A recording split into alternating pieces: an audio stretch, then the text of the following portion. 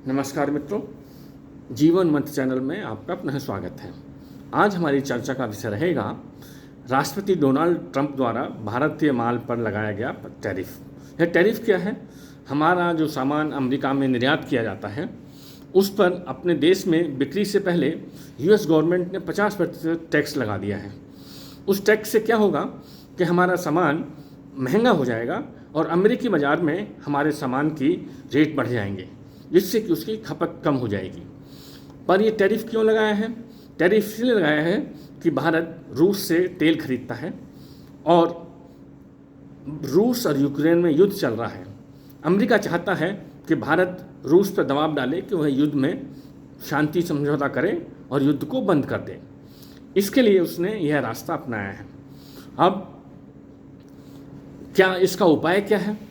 मित्रों, इसका उपाय यह है, इसका उपाय हम अपने देश में अपने ही स्वनिर्मित अपने देश में निर्मित वस्तुओं का ही उपयोग करें और अमेरिकी जो वस्तुएं आ रही हैं उनका उपयोग ना करें।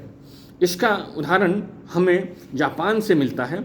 द्वितीय विश्व युद्ध के बाद जब अमेरिका ने जापान को बर्बाद कर दिया था और उसमें टैक्स लगा दिए थे, बहुत सारी पाबंदियाँ लगा दी थी, तो वहाँ की सरकार ने एक नई नीति अपनाई और जिसमें कि वहाँ की पूरा जापान एक राष्ट्र के रूप में खड़ा हुआ। उसमें क्या किया उन्होंने कि जो भी सामान अमेरिका का आता था उसे वो नहीं खरीदते थे, वो जापान में निर्मित सामान के खरीदते थे, चाहे भले ही वो कितना भी महंगा हो। तो इससे क्या हुआ, जापान एक आर्थिक शक्ति के रूप में उभरता चला गया और आज वो आर्थिक रूप से संपन्न देश में आता है। वही नीति हमें भी अपनानी चाहिए। हम अपने देश में निर्मित सामान को ही खरीदें, भले ही अमेरिका में निर्मित सामान कितना ही सस्ता हो।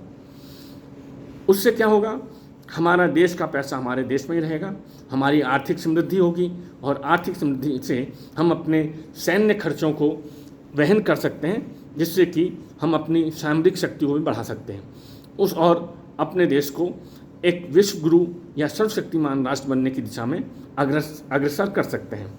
तो मित्रों, मैं समझता हूँ आप मेरी इस बात से सहमत होंगे और अगर आप मुझसे बात से सहमत हैं तो इसको मेरे चैनल को लाइक करें, सब्सक्राइब करें, शेयर करें और कमेंट करें, जिससे कि यह एक आंदोलन के रूप में खड़ा हो जाए और हम सभी भारतीय अपने ही देश में निर्मित सामान का उपयोग करें और अमेरिकी सामान का बहिष्कार करें।